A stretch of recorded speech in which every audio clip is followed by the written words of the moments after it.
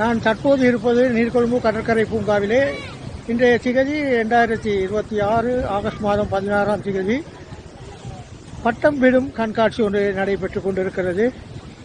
விசேஷம் என்னவென்றால் 7 வயது முதல் 15 வயதுக்கு குறைவான சிறுவர்கள் இங்கே வினோதமான முறையிலே பட்டம் விட்டுக் கொண்டிருக்கின்றார்கள்.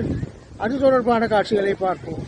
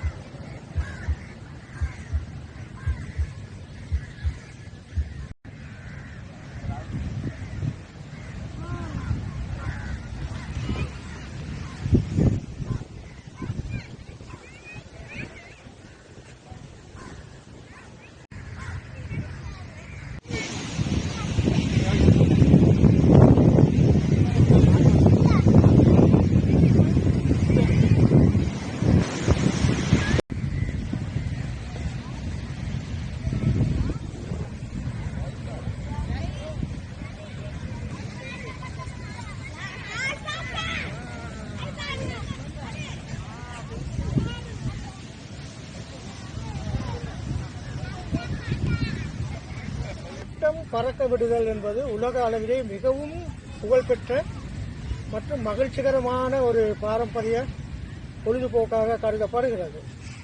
இது வெறும் விளையாட்டு மட்டுமல்ல, பல கலாச்சாரங்களின் திருவிழாவாகவும் சில இடங்களில் அறிவியல் பூர்வமான சோதனைகளாகவும் பயன்படுத்தப்படுகிறது.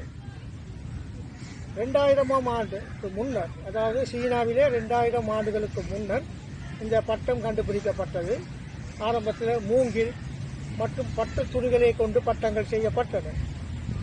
ஆரம்ப காலத்தில் இராணுவ செய்திகளை அனுப்புவதற்கு, காற்றின் திசையை அறிவதற்கு, எதிரிகளை அச்சுறுத்துவதற்கு பட்டங்கள் பயன்படுத்தப்பட்டதாக, அத்தோடு பொழுதுபோக்காகவும் பயன்படுத்தப்பட்டதாக கூறப்படுகிறது. இந்த பட்டம் பறக்க விடும் போது பட்டத்தை நாங்கள் பறக்க விடுவதாக இருந்தால் சில விஷயங்களை கவனமாக இருக்க வேண்டும். மின்சார கம்பிகளுக்கு அருகிலே பட்டம் பறக்க விடக்கூடாது. மழை அல்லது மின்னல் நேரங்களின் போது பட்டம் பறக்க விடக்கூடாது. மின்னல் தாக்கங்கள் ஏற்படும். இதே நேரம் இந்த பட்ட திருவிழாக்கள் நடைபெறுகின்றன. இலங்கையில் காலிமுகத்துகள் கோல்பேஸில் மாலை நேரங்களில் மக்கள் பட்டம் விடுவார்கள், சிறியவர்கள் முதல் பெரியவர்கள் வரை. அதோடு அங்கே பட்டம் விடும் சர்வதேச போட்டிகளும் நடைபெறுகின்றன. நீர்கொழும்பிலும் அவ்வாறு பட்ட போட்டிகள் நடைபெறுகிறது. இது தவிர இந்தியாவில் குறிப்பாக குஜராத், ராஜஸ்தான் மாநிலங்களில் பொங்கல் மற்றும் சங்கராந்தி பண்டிகையின் போது அப்சர் சர்வதேச பட்ட திருவிழா கோலாகலமாக நடைபெறுவதாக கூறப்படுகிறது. அதே மாதிரி மிகப்பெரிய பிரமாண்டமான பட்டங்கள் பறக்கவிடும் திருவிழாக்கள் சீனா, ஜப்பான் போன்ற நாடுகளிலேயும் இன்னும் பல நாடுகளிலேயும் நடக்கின்றது. ஆகவே பட்டம் தொடர்பாக சில விஷயங்களை நான் உங்களுக்கு தந்திருக்கின்றேன்.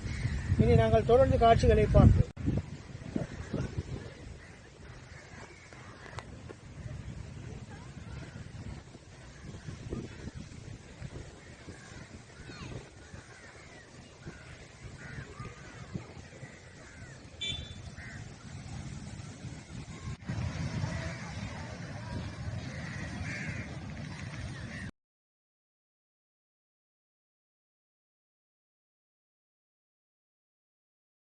மீண்டும் இது போன்ற ஒரு வீடியோவிலே சந்திக்கும் வரை விடைபெறுகின்றேன். நன்றி, வசலாம், வணக்கம்.